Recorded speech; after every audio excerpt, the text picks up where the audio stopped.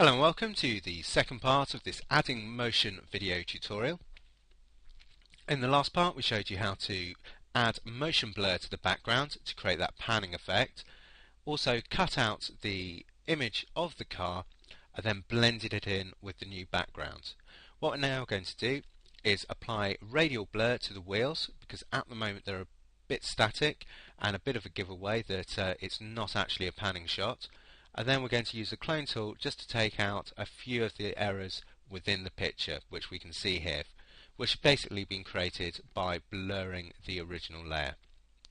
So first thing we need to do is select the wheels. So make sure you've got your layer 1 selected. We're going to use the lasso tool very quickly just to draw a quick circle around the wheel.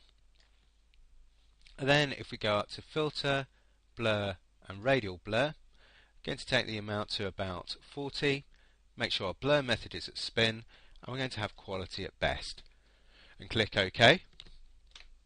Deselect that and you can now see we've got a nice spin going on in the wheel. Might have taken that a little bit too far, and we'll do the same for the rear wheel just very quickly. You can obviously take a little bit more time about the selection of the wheels.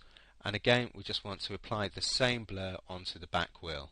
If I just go Control D, and we've now got the spinning motion of the wheels there. Now, as a final step, what we want to do is just to use the clone tool just to take out a few of the telltale signs that this isn't a proper panning shot. Now, one of the major things that you'll notice is here in the front of the car, we've actually got a ghost image of the car being blurred. Obviously if it's going forwards we wouldn't get that.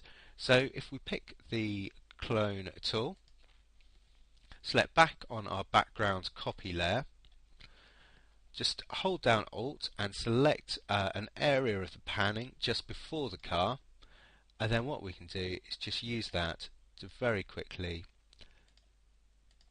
take out the telltale signs of this motion blurring.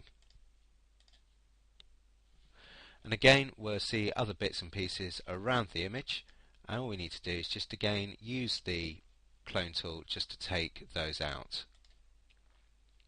You can leave some of the ones in the background because obviously if you're panning you may get those. You might want to take them out. It's really personal preference there. But there we have our final picture of our panning effect. If we compare that with the original, and you can really see how that adds all of that motion and speed into the image, and really does replicate very well a panning shot.